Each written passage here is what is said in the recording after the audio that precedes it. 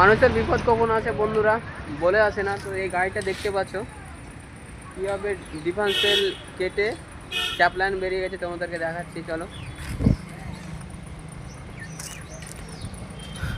Bolero pick up পুরো আলু load আছে, দেখো লোড গাড়ির অবস্থা দেখো।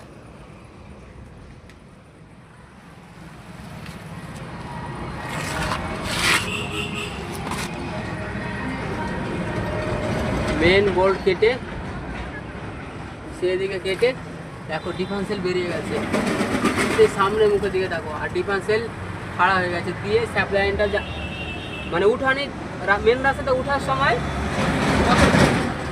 কত ঢাল দেখতে পাচ্ছ, মেন রাস্তাতে উঠবার সময় মানে স্যাপ লাইনটা বেরিয়ে গেছে।